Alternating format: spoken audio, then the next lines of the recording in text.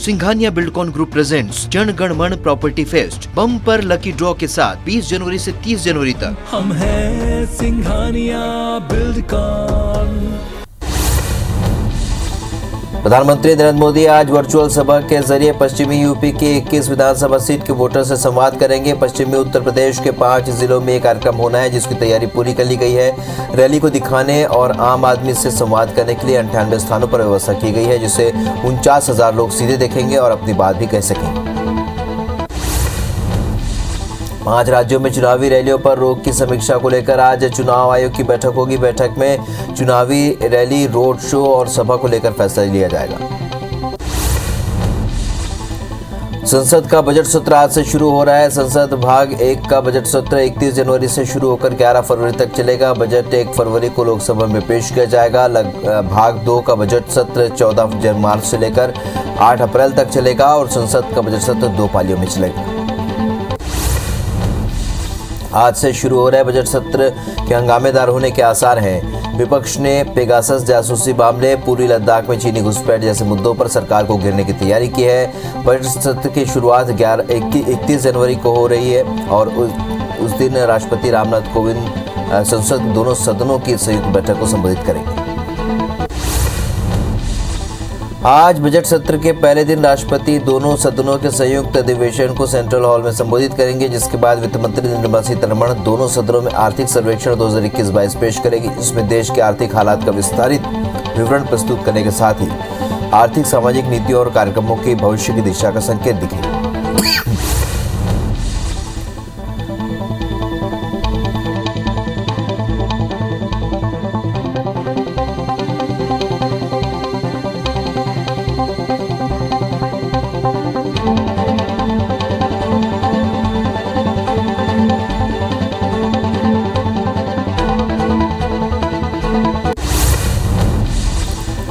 Budget सत्र में कल दूसरे दिन लोकसभा में वित्त मंत्री निर्मला सीतारमण वर्ष 2022-23 का बजट पेश करेंगी। उस दिन राज्यसभा की कार्रवाई बजट भाषण के 1 घंटे बाद शुरू होगी और सदन पटल पर बजट की प्रति रखी जाएगी। पेगासस पर न्यूयॉर्क टाइम्स के खुलासे का मामला अब सुप्रीम कोर्ट पहुंच चुका है। सुप्रीम कोर्ट के वकील ने अपील की है कि अदालत इस मामले में नए फैक्ट्स के साथ एफआईआर दर्ज करने का आदेश दे ताकि इसकी जांच की जा सके।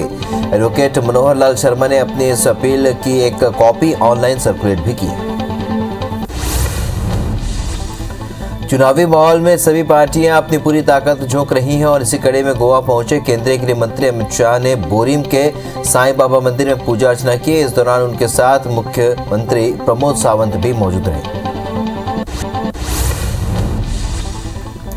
मणिपुर विधानसभा चुनाव के लिए बीजेपी ने 60 उम्मीदवारों के नाम का ऐलान कर दिया है। बीजेपी ने 4 अंतर्राष्ट्रीय खिलाड़ियों को भी टिकट दिया है। मुख्यमंत्री एन बीरेन सिंह हिंगांग विधानसभा सीट से चुनाव लड़ेंगे।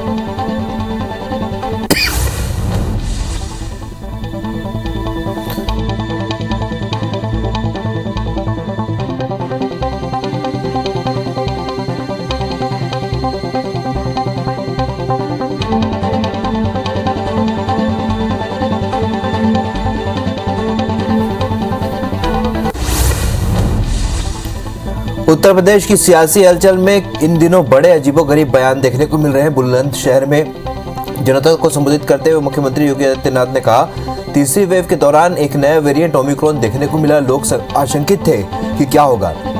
हमने कहा कि हमारी सरकार न केवल पेशेवर गुंडों और माफियाओं को ठीक करती है बल्कि कोरोना को भी ठीक करेगी। भारतीय जनता पार्टी के दिग्गज नेता इन दिनों पश्चिमी यूपी में प्रचार में जुटे हुए हैं और इसी कड़ी में हाथरस की जनता के बीच बीजेपी के अध्यक्ष जेपी नड्डा वोट मांगने पहुंचे। जेपी नड्डा ने कहा कि मोदी जी ने करोड़ों मुस्लिम बहनों को 3 तलाक के दंश से आजाद कर दिया। जब हम संसद में इस बार कानून बना रहे थे तब सपा आंसू बहा रही थी। उत्तर प्रदेश के कानपुर के घंटाघर के टाट मिल चौराहे की ओर जा रही एक बस दुर्घटनाग्रस्त हो गई। पूर्वी कानपुर के डीसीपी प्रमोद कुमार ने बताया कि हादसे में 6 लोगों की मौत हुई है। सूचना पर पुलिस मौके पर पहुंचकर घायलों को इलाज के लिए एम्बुलेंस अस्पताल पहुंचाया। पुलिस मामला दर्ज कर जांच में जुटी है। 35 साल के स्पेनिश टेनिस खिलाड़ी ने राफेल नाडेल ने 13 साल बाद अपना दूसरा ऑस्ट्रेलियन ओपन खिताब जीतकर इतिहास रच दिया। उन्होंने फाइनल में 25 साल के रूसी स्टार डेनियल मेदवेदेव को 5 सेटों में हरा दिया और इसी के साथ वो 21वां ग्रैंड स्लैम खिताब जीतने वाले पहले टेनिस प्लेयर बन गए। देश में अब तक 166 करोड़ 2 लाख से भी ज्यादा लोगों को टीका लग चुका है, जिसमें से 94 करोड़ 17 लाख से भी ज्यादा लोगों को पहला डोज और 70 करोड़ 71 लाख से ज्यादा लोगों को दोनों डोज लग चुके हैं। वहीं मध्य प्रदेश में 10 करोड़ 93 लाख और छत्तीसगढ़ में 3 करोड़ 37 लाख से भी ज्यादा लोगों ने कोरोना की वैक्सीन लगवा ली है। मध्य प्रदेश में कोरोना संक्रमण बढ़ता जा रहा है और प्रदेश में 24 घंटे के भीतर कोरोना के 9,305 नए मरीज मिले हैं, जिससे मध्य प्रदेश में एक्टिव मरीजों की संख्या 63,297 हो गई है। वहीं 24 घंटे में 9 मरीजों की मौत भी हुई है, जबकि प्रदेश में 12,000 मरीज ठीक हुए हैं। छत्तीसगढ़ में कोरोना मरीजों की संख्या घटने लगी है। प्रदेश में 24 घंटे के भीतर कोरोना के 2,373 नए मरीजों की पहचान हुई है, जिससे प्रदेश में एक्टिव मरीजों की संख्या 25,734 पहुंच गई है। वहीं 10 मरीजों की मौत भी हुई है। छत्तीसगढ़ में 1,744 मरीज ठीक हुए हैं। सबसे ज्यादा 374 मरीज रायपुर में मिले। दुनिया भर में कोरोना के मामले बढ़ते हुए 37 करोड़ 50 लाख के पार पहुंच चुके हैं। वहीं कोरोना से मौत का आंकड़ा 56 लाख 81 हजार के पार पहुंच गया है। पूरी दुनिया में 29 करोड़ 63 लाख से भी ज्यादा मरीज कोरोना को हराकर स्वस्थ हो चुके हैं। वहीं एक्टिव मामले इस वक्त 7 करोड़ 30 लाख के पार पहुंच गए। सीएम भूपेश बघेल ने छत्तीसगढ़ के रायपुर एयरपोर्ट के पास अमर जवान ज्योति की स्थापना का ऐलान किया है। सीएम ने कांग्रेस की विचारधारा को महात्मा गांधी और बीजेपी की विचारधारा को सावरकर और गोडसे की विचारधारा बताया और कहा कि बीजेपी में असहमति का सम्मान नहीं है। छत्तीसगढ़ के मुख्यमंत्री भूपेश बघेल लगातार चुनावी राज्यों का दौरा कर रहे हैं और सीएम भूपेश बघेल आज पंजाब के दौरे पर रहेंगे, जहां वो राजधानी चंडीगढ़ में प्रेस कॉन्फ्रेंस करेंगे। सीएम टाउन हॉल में कांग्रेस की बैठक में शामिल होंगे और कार्यकर्ताओं को संबोधित करेंगे। बीजेपी किसान मोर्चा ने धान खरीदी की समय सीमा बढ़ाने के लिए सरकार को घेरने की तैयारी शुरू कर दी है और इसी क्रम में आज बीजेपी किसान मोर्चा के पदाधिकारी प्रदेश के सभी सहकारी समितियों का घेराव करेंगे। बीजेपी किसान मोर्चा के पदाधिकारी 5 सूत्रीय मांगों समेत धान खरीदी की तारीख 15 दिन बढ़ाए जाने की मांग करेंगे। संयुक्त किसान मोर्चा आज विश्वासघात दिवस मनाएगा। किसान मोर्चा के सभी सदस्य केंद्र सरकार का पर वादा खिलाफी करने का आरोप लगाते हुए विरोध प्रदर्शन करेंगे। वहीं रायपुर में भी वादा खिलाफी को लेकर मोर्चा के पदाधिकारी अंबेडकर प्रतिमा के सामने प्रदर्शन करेंगे। देश भर में मोर्चे से जुड़े सभी किसान संगठन के पदाधिकारी और कार्यकर्ता आज धरना देंगे। नया रायपुर में अपनी मांगों को लेकर लगभग 3 हफ्ते से धरने पर बैठे नया रायपुर प्रभावित किसान कल्याण समिति के सदस्य राहुल गांधी से मिलना चाहते हैं। समिति के अध्यक्ष रूपन चंद्राकर का कहना है कि इसके पहले भी किसान अपनी मांगों को लेकर छत्तीसगढ़ दौरे के समय राहुल गांधी से 2 बार मिल चुके हैं। 3 फरवरी को राहुल गांधी छत्तीसगढ़ आ रहे हैं, इसलिए वो मिलकर अपनी मांग रखना चाहते हैं। छत्तीसगढ़ कांग्रेस साल 2023 में होने वाले विधानसभा चुनाव की तैयारी में जुट गई है। सोशल मीडिया के सभी डिजिटल फॉर्मेट पर अपनी दमदार उपस्थिति दर्ज कराने के लिए कांग्रेस ने डिजिटल सदस्यता अभियान शुरू कर दिया है। जगदलपुर स्थित राजीव भवन में संभाग प्रशिक्षण शिविर का आयोजन किया गया। शिविर में बस्तर संभाग के 7 जिलों के पदाधिकारियों ने हिस्सा लिया। रायपुर में विश्व कुष्ठ दिवस के मौके पर केंद्रीय शासन कर्मचारी कल्याण समन्वय समिति द्वारा वर्चुअल सम्मेलन का आयोजन किया गया। सम्मेलन की शुरुआत संस्थान के डायरेक्टर डॉक्टर कृष्णमूर्ति कामले के स्वागत भाषण के साथ हुआ।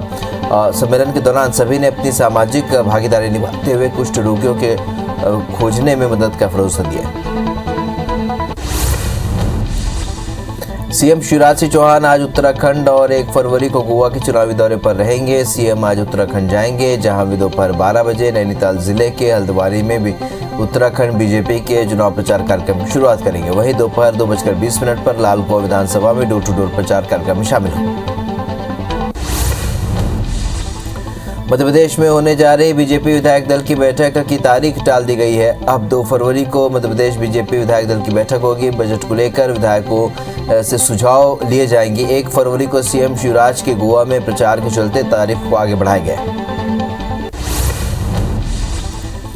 मध्य प्रदेश बीजेपी ने बूथ विस्तारक अभियान की तारीख को आगे बढ़ा दिया है। बीजेपी का बूथ विस्तारक अभियान 6 दिनों के बाद होगा और इस अभियान के जरिए बीजेपी ज्यादा से ज्यादा कार्यकर्ताओं को जोड़ने की कोशिश करेगी।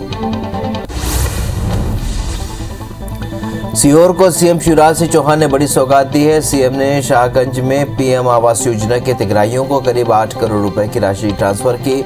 साथ ही कई विकास कार्यों का भी लोकार्पण और शिलान्यास किया।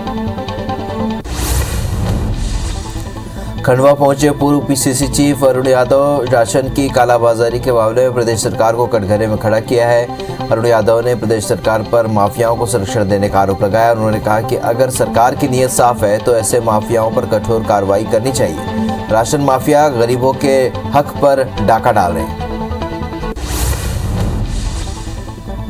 मध्य प्रदेश के रातापानी वन को लेकर बड़ा फैसला लिया गया है। अब रातापानी वन टाइगर रिजर्व बनने जा रहा है। टाइगर रिजर्व के जरिए के लिए राज्य और केंद्र सरकार से मंजूरी मिल गई है। बाघों की बढ़ती संख्या को देखते हुए फैसला लिया गया। दतिया दौरे पर पहुंचे गृह मंत्री नरोत्तम मिश्र ने राजघाट कॉलोनी में लोगों की समस्या सुनी और इसके बाद वो मोटल होटल पहुंचे और लोक अभियोजन संवर्धन कार्यशाला में शामिल हुए। जनता को संबोधित करते हुए गृह मंत्री नरोत्तम मिश्र ने कहा कि कानून ऐसा होना चाहिए कि अपराधी करने से डरे। भाजपा सरकार में अपराधी खत्म से हो गए। जगदलपुर के संजय गांधी वार्ड की कांग्रेस पार्षद कोमल सेना पर आरोप है कि उन्होंने पीएम आवास दिलाने के नाम पर पैसे लिए और इस मामले में एक वीडियो भी वायरल हो रहा है जिसमें पार्षद अपने वार्ड के शिकायतकर्ता को फटकारती नजर आ रही है। लेकिन शिकायतकर्ताओं ने पार्षद का ये वीडियो बना लिया और इसे वायरल कर दिया। ICCL के खदानों से एक बार फिर गैर बिजली उत्पादन क्षेत्र के उद्योगों को दिए जाने वाले कोयले की आपूर्ति बंद कर दी गई है। शुक्रवार देर रात अचानक रोड सेल की गाड़ियों को प्रबंधन ने रोक दिया। बताया जा रहा है कि कोल इंडिया के चेयरमैन प्रमोद अग्रवाल ने निर्देश जारी कर दिए थे, जबकि ICCL के जनसंपर्क अधिकारी इस बात से इंकार कर रहे हैं। जगदलपुर के दरभा सरपंच संघ ने जनपद सीईओ को हटाए जाने की मांग को लेकर प्रदर्शन करने की तैयारी शुरू कर दी है। ब्लॉक स्तरीय सरपंच संघ की बैठक में ये फैसला लिया गया जिसमें सरपंच संघ कलम बंद प्रदर्शन कर पंचायतों के सभी काम रोक देगा।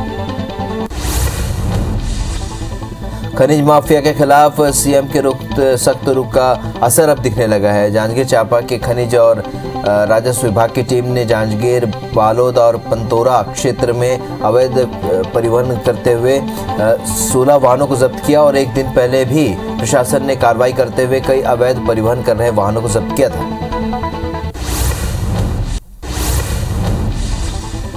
रायपुर के चौबे कॉलोनी में स्पा सेंटर की आड़ में सेक्स रैकेट का भांडाफोड़ हुआ है। सरस्वती नगर थाना इलाके में देह व्यापार की सूचना मिलने पर पुलिस की टीम ने साइन ऑर्किड स्पा पर दबिश दी, जहां मौके से 7 युवतियां और 2 युवकों को गिरफ्तार किया गया और स्पा संचालन करने वाली महिला को भी गिरफ्तार किया गया। वहीं सभी के खिलाफ पीटा एक्ट के तहत मामला दर्ज किया गया। बिलासपुर में नदी में डूबने से मां बेटे की मौत हो गई। बताया जा रहा है कि रविवार को परिवार पिकनिक मनाने के लिए गया हुआ था, जहां पर लोफंदी घाट में नहाने के दौरान ये हादसा हो गया। वहीं स्थानीय लोगों की मदद से दोनों की लाश को बाहर निकाला गया। घटना कोनी थाना क्षेत्र की है। रायपुर के मंदिर हसौद इलाके के दिहारी गांव के खेत में महिला की जली हुई लाश मिली है। शव की शिनाख्त धनेश्वरी साहू 35 साल के रूप में हुई है। पुलिस के मुताबिक महिला के पति ने 28 जनवरी को गुमशुदगी की रिपोर्ट दर्ज करवाई थी। प्रार्थी ने बताया कि 27 जनवरी को उसकी पत्नी रोज की तरह घर से खेत में काम करने के लिए निकली थी, लेकिन शाम तक वापस नहीं आई।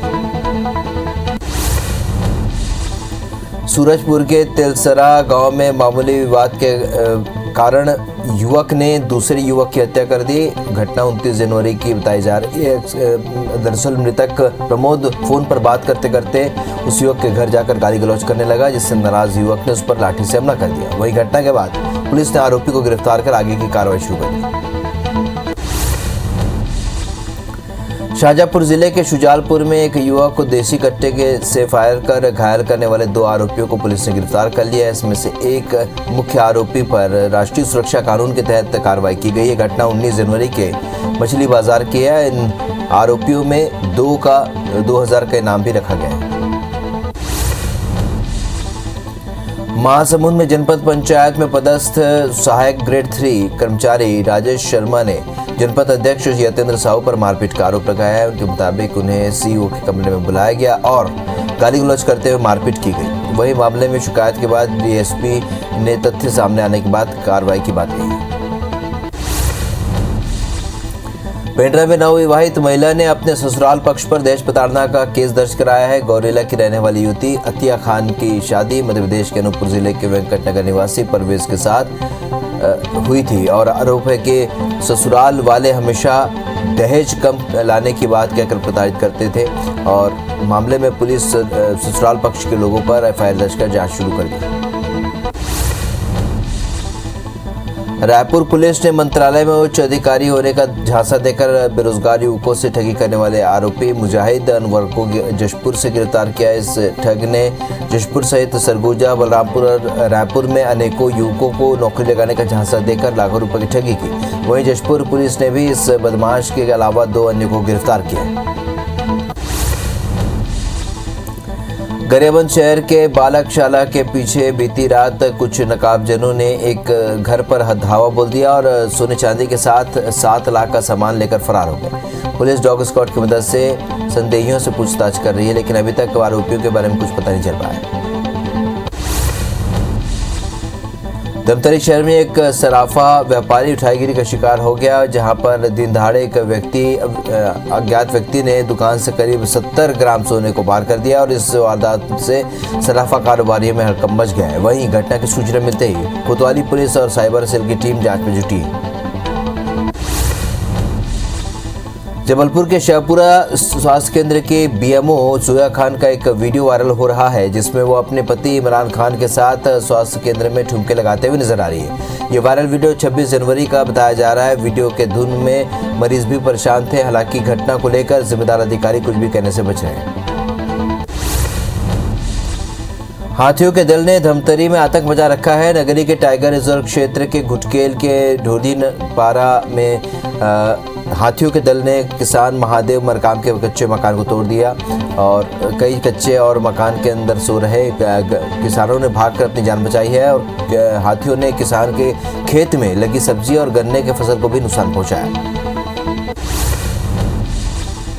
जांजगीर चांपा के बेटे ने -16 डिग्री तापमान में 12,500 फीट ऊंची पहाड़ी पर चढ़ाई कर नया कीर्तिमान हासिल किया। दरअसल इंडियन एडवेंचर फाउंडेशन की ओर से नेशनल केदारकांठा विंटर ट्रैक का आयोजन किया गया था, जो उत्तराखंड के देहरादून से 200 किलोमीटर दूर साकरी में है। इसमें 8 राज्य के 26 प्रतिभागी शामिल हुए थे। विशाल यादव की उपलब्धि पर उनके माता पिता भी गौरवान्वित महसूस कर रहे हैं। संसद का बजट सत्र आज से शुरू हो रहा है। संसद भाग 1 का बजट सत्र 31 जनवरी से शुरू होकर 11 फरवरी तक चलेगा। बजट 1 फरवरी को लोकसभा में पेश किया जाएगा। भाग 2 का बजट सत्र 14 मार्च से शुरू होकर 8 अप्रैल तक चलेगा। संसद का बजट सत्र 2 पालियों में चलेगा।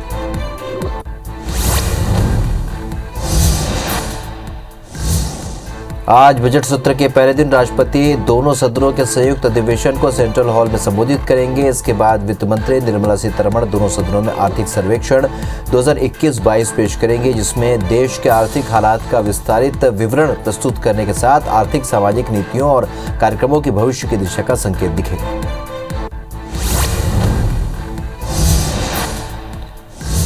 प्रधानमंत्री नरेंद्र मोदी आज वर्चुअल सभा के जरिए पश्चिमी यूपी के 21 विधानसभा सीट के वोटर से संवाद करेंगे। पश्चिमी उत्तर प्रदेश के 5 जिलों में ये कार्यक्रम होना है, जिसकी तैयारी पूरी कर ली गई है। रैली को दिखाने और आम आदमी से संवाद करने के लिए 98 स्थानों पर व्यवस्था की गई है, जिससे 49,000 लोग सीधे देखेंगे और अपनी बात भी कह सकेंगे।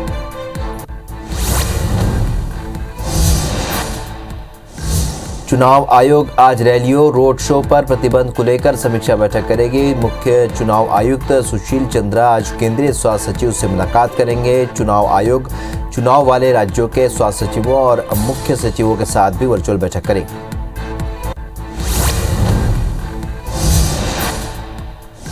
उत्तर प्रदेश के कानपुर के घंटाघर से टाट मिल चौराहे की ओर जा रही एक बस दुर्घटनाग्रस्त हो गई। पूर्वी कानपुर के डीसीपी प्रमोद कुमार ने बताया कि हादसे में 6 लोगों की मौत हो गई। सूचना पर पुलिस मौके पर पहुंचकर घायलों को इलाज के लिए एम्बुलेंस से अस्पताल पहुंचाया। पुलिस मामला दर्ज कर बस चालक की तलाश में जुट गई।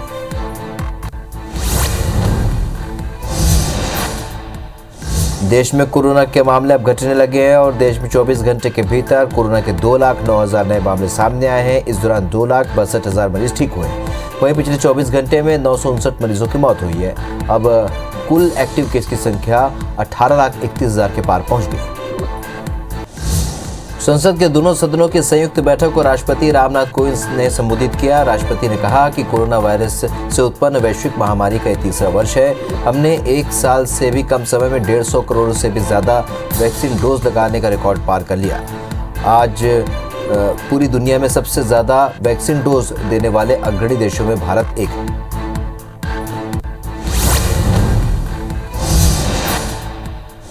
बजट सत्र से पहले पीएम मोदी ने कहा कि ये बात सच है कि बार बार चुनाव के कारण सत्र और चर्चाएं प्रभावित होती हैं। सभी सांसदों से प्रार्थना करूंगा कि चुनाव अपनी जगह पर है, वो चलते रहेंगे। बजट सत्र पूरे वर्ष का खाका खींचता है, इसलिए बहुत महत्वपूर्ण है कि नई आर्थिक ऊंचाइयों पर ले जाने में भी ये बड़ा अवसर बने।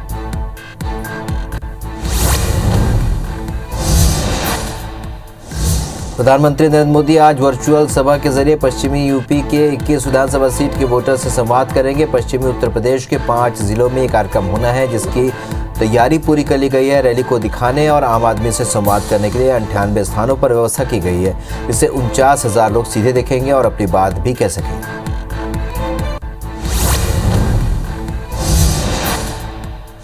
उत्तर प्रदेश के कानपुर के घंटाघर के टाटविल चौराहे की ओर जा रही एक बस दुर्घटनाग्रस्त हो गई। पूर्वी कानपुर के डीसीपी प्रमोद कुमार ने बताया कि हादसे में 6 लोगों की मौत हो गई है। सूचना पर पुलिस मौके पर पहुंचकर घायलों को इलाज के लिए एम्बुलेंस से अस्पताल पहुंचाया। पुलिस मामला दर्ज कर बस चालक की तलाश में जुटी है।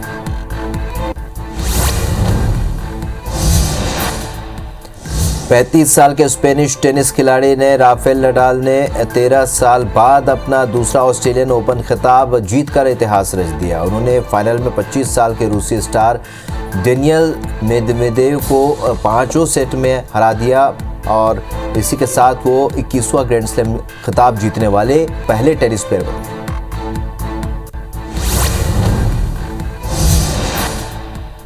देश में कोरोना के मामले अब घटने लगे। देश में 24 घंटे के भीतर कोरोना के 2,09,000 नए मामले सामने आए हैं। इस दौरान 2,62,000 मरीज ठीक भी हुए हैं। वहीं पिछले 24 घंटे में 959 मरीजों की मौत हुई है और कुल एक्टिव केस की संख्या इस वक्त 18,31,000 के पार पहुंच गई। संसद के दोनों सदनों की संयुक्त बैठक को राष्ट्रपति रामनाथ कोविंद ने संबोधित किया। राष्ट्रपति ने कहा कि कोरोना वायरस से उत्पन्न वैश्विक महामारी का ये तीसरा वर्ष है। हमने एक साल से भी कम समय में 150 करोड़ से भी ज़्यादा वैक्सीन डोज लगाने का रिकॉर्ड पार किया है। आज पूरी दुनिया में सबसे ज़्यादा वैक्सीन डोज देने वाले अग्रणी देशों में भारत भी एक है। बजट सत्र से पहले पीएम मोदी ने कहा कि ये बात सच है कि बार बार चुनाव के कारण सत्र और चर्चाएं प्रभावित होती हैं। सभी सांसदों से प्रार्थना करूंगा कि चुनाव अपनी जगह पर हैं, वो चलते रहेंगे। बजट सत्र पूरे वर्ष का खाका खींचता है, इसलिए बहुत महत्वपूर्ण है कि नई आर्थिक ऊंचाइयों पर ले जाने में भी ये बड़ा अवसर बने। प्रधानमंत्री नरेंद्र मोदी आज वर्चुअल सभा के जरिए पश्चिमी यूपी के 21 विधानसभा सीट के वोटर से संवाद करेंगे। पश्चिमी उत्तर प्रदेश के 5 जिलों में ये कार्यक्रम होना है, जिसकी तैयारी पूरी कर ली गई है। रैली को दिखाने और आम आदमी से संवाद करने के लिए 98 स्थानों पर व्यवस्था की गई है, जिससे 49,000 लोग सीधे देखेंगे और अपनी बात भी कह सकेंगे। उत्तर प्रदेश के कानपुर के घंटाघर से टाटमिल चौराहे की ओर जा रही एक बस दुर्घटनाग्रस्त हो गई। पूर्वी कानपुर के डीसीपी प्रमोद कुमार ने बताया कि हादसे में 6 लोगों की मौत हुई है। सूचना पर पुलिस मौके पर पहुंचकर घायलों को इलाज के लिए एम्बुलेंस से अस्पताल पहुंचाया। पुलिस ने मामला दर्ज कर जांच शुरू कर दी है।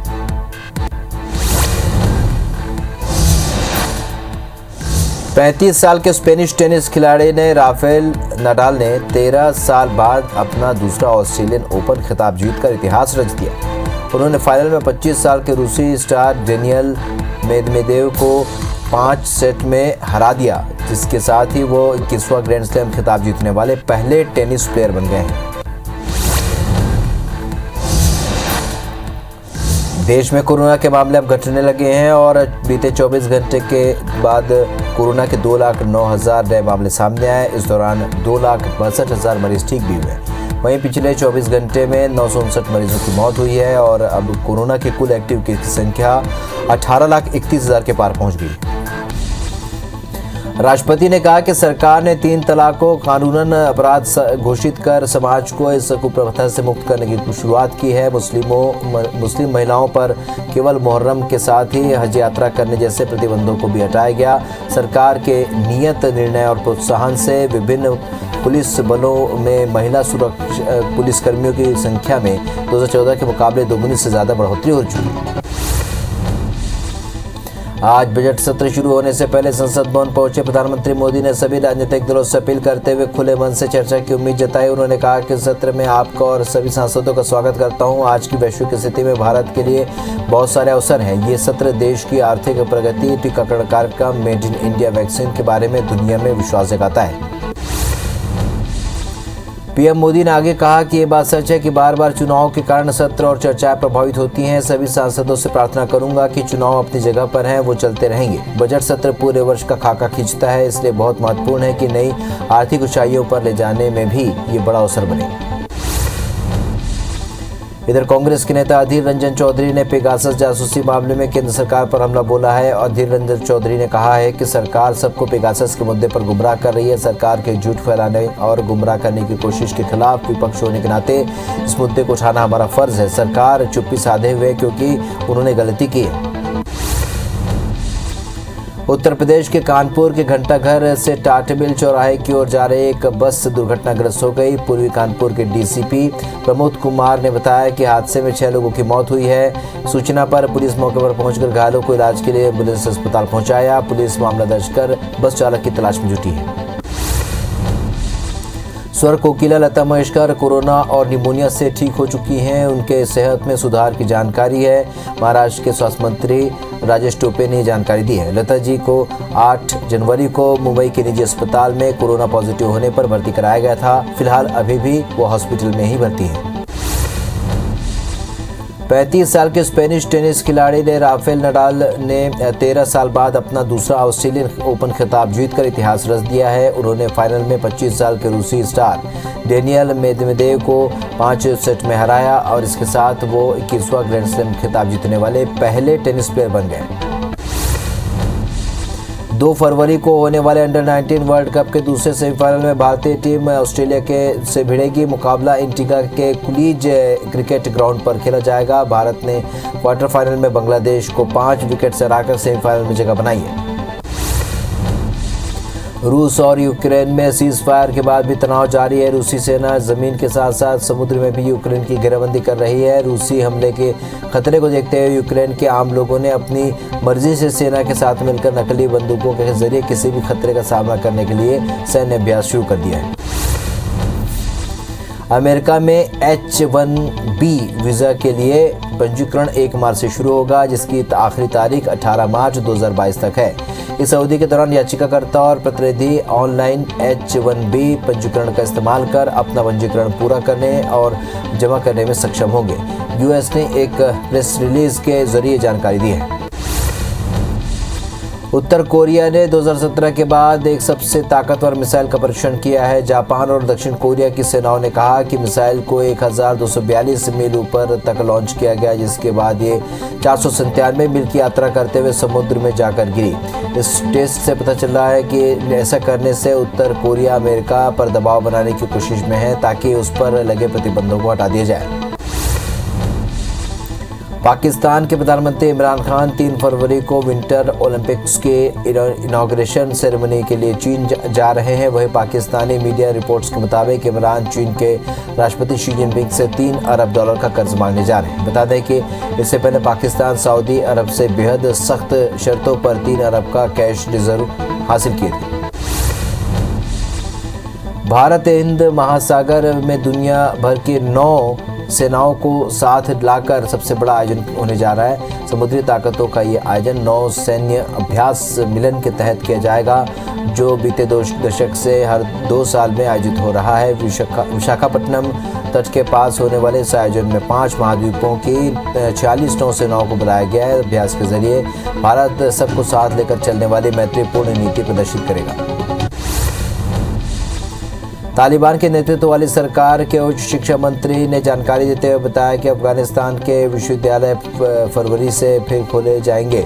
बता दें कि गर्म प्रांतों में विश्वविद्यालय 2 फरवरी और ठंडे क्षेत्रों में विश्वविद्यालय 26 फरवरी से खोले जाने का फैसला लिया गया है। हालांकि उन्होंने यूनिवर्सिटी में महिला छात्र वापस आ पाएंगी या नहीं, इस पर कुछ नहीं कहा। अमेरिका के पूर्व राष्ट्रपति डोनाल्ड ट्रंप एक बार फिर 2024 में होने वाले यूएस प्रेसिडेंट इलेक्शन में उतरने का मन बना रहे हैं। इसके लिए उन्होंने तैयारियां भी शुरू कर दी हैं। टेक्सास में एक रैली को संबोधित करते हुए ट्रंप ने कहा कि अगर मैं दोबारा राष्ट्रपति चुना जाता हूं तो 6 जनवरी 2021 को संसद पर हमला करने वाले आरोपियों को माफी देने पर विचार करूंगा। कनाडा के ओटावा में 50,000 ट्रक ड्राइवर्स ने 20,000 ट्रकों के साथ पीएम आवास को घेरकर प्रदर्शन किया। बढ़ते प्रदर्शन को देखते हुए कनाडा के प्रधानमंत्री अपने परिवार के साथ गुप्त स्थान पर स्थानांतरित हो गए हैं। दरअसल कोरोना की वजह से कनाडा में लॉकडाउन और लोगों के लिए वैक्सीन लगवाना अनिवार्य कर दिया गया था। इससे नाराज हजारों की संख्या में ट्रक ड्राइवर ने पीएम आवास का घेराव किया। संयुक्त किसान मोर्चा आज विश्वासघात दिवस मनाएगा।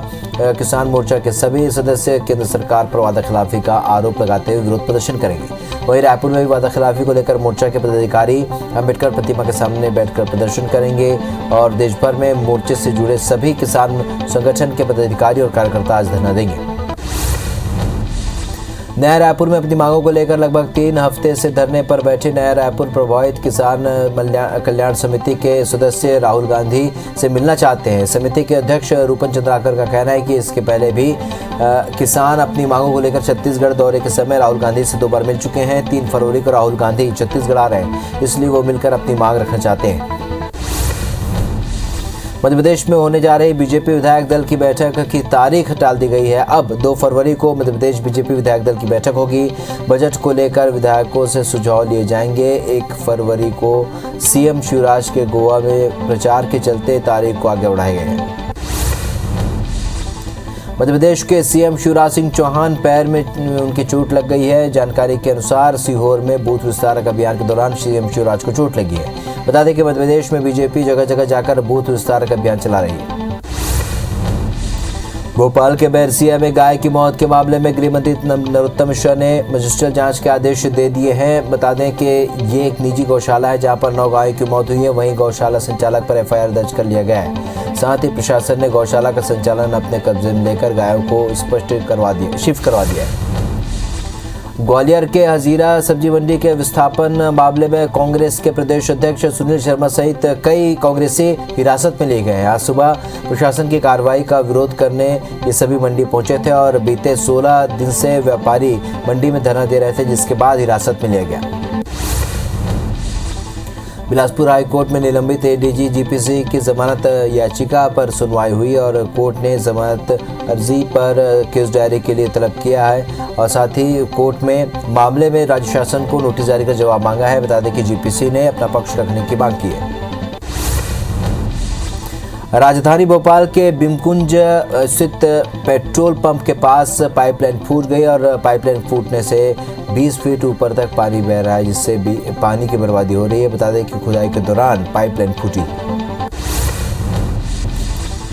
दुनिया भर में कोरोना के मामले बढ़ते हुए 37 करोड़ 50 लाख के पार पहुंच गए हैं। वहीं कोरोना से मौत का आंकड़ा 56,81,000 के पार पहुंच गया है। पूरी दुनिया में 29 करोड़ 63 लाख से भी ज्यादा मरीज कोरोना को हराकर स्वस्थ हो चुके हैं। वहीं दुनिया में एक्टिव मामले इस वक्त 7 करोड़ 30 लाख के पार पहुंच गए हैं। देश में कोरोना के मामले अब घटने लगे हैं। देश में 24 घंटे के भीतर कोरोना के 2,09,000 नए मामले सामने आए हैं। इस दौरान 2,62,000 मरीज ठीक भी हुए हैं। वहीं पिछले 24 घंटे में 959 मरीजों की मौत हुई है। अब देश में कोरोना के कुल एक्टिव केस की संख्या 18,31,000 के पार पहुंच गई। देश में अब तक 166 करोड़ 2 लाख से भी ज्यादा लोगों को टीका लग चुका है। जिसमें 94 करोड़ 70 लाख से भी ज्यादा लोगों को पहला डोज और 70 करोड़ 70 लाख से भी 71 लाख से भी ज़्यादा लोगों को दोनों डोज लग चुकी है। वहीं मध्य प्रदेश में 10 करोड़ 93 लाख और छत्तीसगढ़ में 3 करोड़ 37 लाख से ज़्यादा लोगों ने कोरोना की वैक्सीन लगवा ली। मध्य प्रदेश में कोरोना संक्रमण बढ़ता जा रहा है और प्रदेश में 24 घंटे के भीतर कोरोना के 9,305 नए मरीज मिले हैं, जिससे प्रदेश में एक्टिव मरीजों की संख्या अब 63,297 हो चुकी है। वहीं 24 घंटे में 9 मरीजों की मौत भी हुई है, जबकि प्रदेश में 12,000 मरीज ठीक हुए। छत्तीसगढ़ में कोरोना मरीजों की संख्या अब घटने लगी है। प्रदेश में 24 घंटे के भीतर कोरोना के 2,373 नए मरीजों की पहचान हुई है, जिसमें प्रदेश में एक्टिव मरीजों की संख्या अब 25,734 रह गई है। वहीं 10 मरीजों की मौत हुई है। छत्तीसगढ़ में 1,144 मरीज ठीक हुए हैं। सबसे ज़्यादा 374 मरीज रायपुर में मिले हैं। ग्वालियर में बीते 24 घंटे में 162 नए कोरोना संक्रमित पाए गए हैं, जबकि 2 लोगों की मौत हुई है। बताया जा रहा है कि दोनों मृतक की उम्र 80 साल के पार थी और दोनों हाई ब्लड प्रेशर और शुगर के पेशेंट थे। संक्रमित आने वालों में JAH के PSM डिपार्टमेंट और 16 लोग शामिल हैं और वहीं रविवार को 538 संक्रमित ठीक होने के बाद होम आइसोलेशन से डिस्चार्ज हुए। बिलासपुर से मस्तूरी मार्ग पर सड़क हादसे में एक स्वास्थ्यकर्मी की मौत हो गई। घटना के बाद परिजनों ने शव को सड़क पर रखकर चक्का जाम कर दिया, जिससे रास्ते में काफी देर तक यातायात प्रभावित रही। इस दौरान परिजनों ने वाहन चालक की गिरफ्तारी और मुआवजे की मांग भी की है। बता दें कि मृतक मस्तूरी सामुदायिक स्वास्थ्य केंद्र में पदस्थ था। बिलासपुर में नदी में डूबने से मां बेटे की मौत हो गई। बताया जा रहा है कि रविवार को परिवार पिकनिक मनाने के लिए गया था, जहां पर लूफंदी घाट में नहाने के दौरान ये हादसा हो गया। वहीं स्थानीय लोगों की मदद से दोनों की लाश को बाहर निकाला गया। घटना कूनी थाना क्षेत्र की है। रायपुर के मंदिर हसौद इलाके के दिहारी गांव के खेत में महिला की जली हुई लाश मिली और शव की शिनाख्त तनेश्वरी साहू 35 साल के रूप में हुई है। पुलिस के मुताबिक महिला के पति ने 28 जनवरी को गुमशुदगी की रिपोर्ट दर्ज करवाई थी। प्रार्थी ने बताया कि 27 जनवरी को उसकी पत्नी रोज की तरह घर से खेत में काम के लिए निकली थी, लेकिन शाम तक वापस नहीं आई।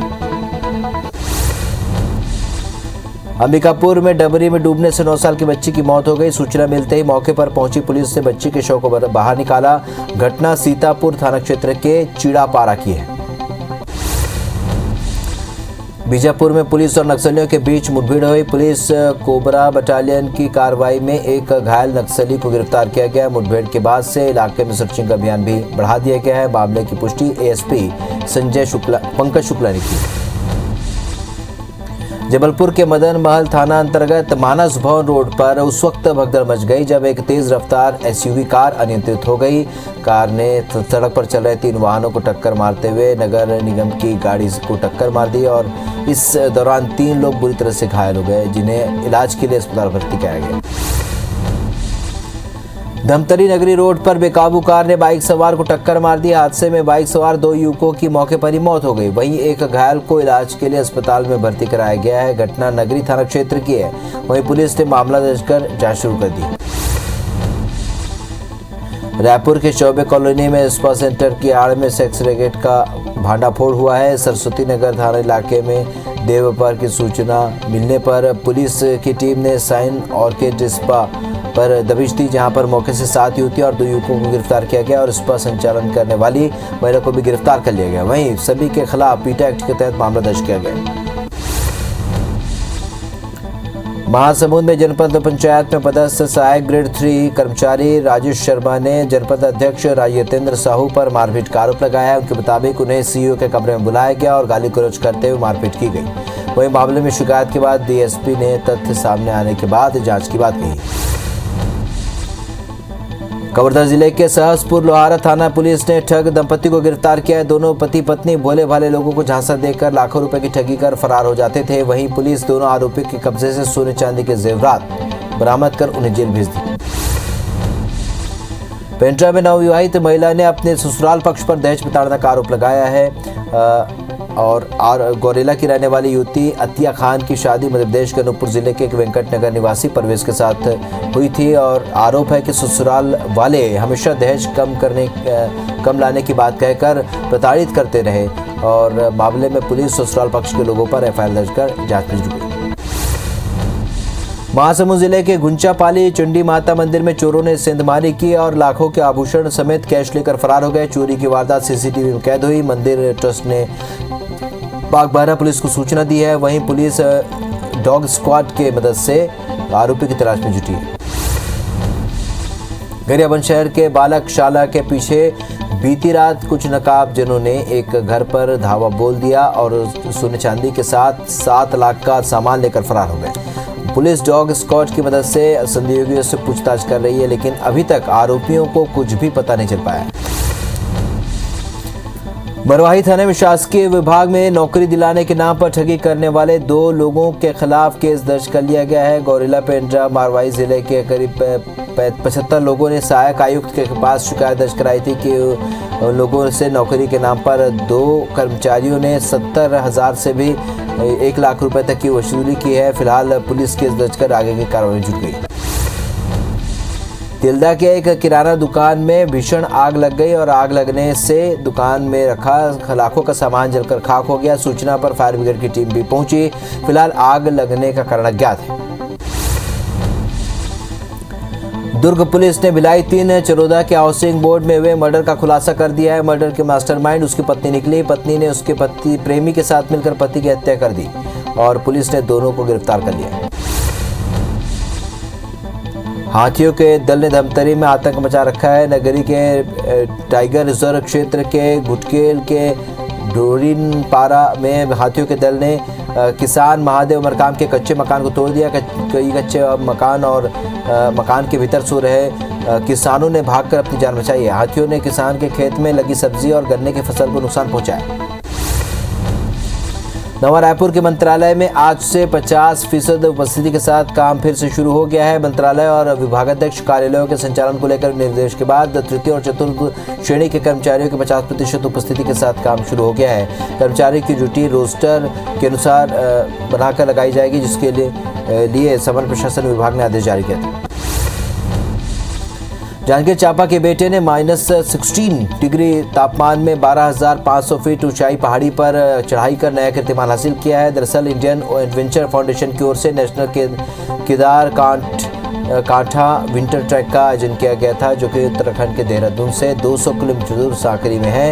इसमें 8 राज्य के 26 प्रतिभागी शामिल हुए थे। फिलहाल विशाल यादव की उपलब्धि पर उनके पिता भी गौरवान्वित महसूस कर रहे हैं। समाधान योजना के तहत बिजली उपभोक्ताओं को राहत की आज अंतिम तारीख है। 12 बजे तक रात तक बिजली बकायेदार इस योजना के तहत रजिस्ट्रेशन करा सकेंगे। दरअसल मध्य प्रदेश सरकार ने बिजली उपभोक्ताओं को राहत देने के लिए समाधान योजना की शुरुआत की थी और इस योजना के तहत 31 अगस्त 2021 से पहले के बकाया बिजली उपभोक्ताओं को रजिस्ट्रेशन कराना है और 2 ऑप्शन दिए गए हैं। पहला, बकाया राशि पूरा कर भरें और 40% की छूट पाएं। पत्थलगांव में तपकरा वन क्षेत्र में आज उत्तर प्रदेश के रातापानी वन को लेकर बड़ा फैसला लिया गया है। अब रातापानी वन टाइगर रिजर्व बनने जा रहा है। टाइगर रिजर्व के लिए राज्य सरकार और केंद्र सरकार से मंजूरी मिल गई है। बाघों की बढ़ती संख्या को देखते हुए ये फैसला लिया गया है। मध्य प्रदेश के साथ इंदौर में बीजेपी का बूथ विस्तारक अभियान जारी है। इंदौर के 6 विधानसभा क्षेत्र के 1584 बूथों पर बीजेपी के दिग्गज नेता विस्तारक बनकर पहुंच रहे हैं। बूथ विस्तारक अभियान को लेकर बीजेपी विधायक महेंद्र हाडिया ने मीडिया से बात करते हुए कहा कि यह अभियान अनूठा अभियान है। इसमें बीजेपी बूथ स्तर पर मजबूत हो रही है। इसका पार्टी की चुनाव में बेनिफिट होगा। मध्य प्रदेश में इस साल रिकॉर्ड 45 लाख मीट्रिक टन धान समर्थन मूल्य पर खरीदा गया, लेकिन समय पर मिलिंग नहीं होने से धान डंप पड़ा हुआ है। केंद्र सरकार पे सेंट्रल पूल में धान नहीं लेती है। पिछले सालों का 4.25 लाख टन से भी ज़्यादा धान केंद्र सरकार लेने से इनकार कर चुकी है और इस स्थिति में देखते हुए प्रदेश में राइस मिल की स्थापना को लेकर प्रयास किए जा रहे हैं। मध्य प्रदेश के स्कूलों को बेहतर स्कूल बनाने के कवायद के तहत आनंद घर बनाया जाएगा। आनंद घर बनाने के लिए प्रदेश के 1000 टीचरों को चुना गया है। दरअसल मेरा विद्यालय मेरी पहचान अभियान के तहत सरकारी स्कूलों को बेहतर बनाने के प्रयास किए जा रहे हैं। ये अभियान गुरु पूर्णिमा से शुरू किया गया था और बसंत पंचमी तक जारी रहेगा।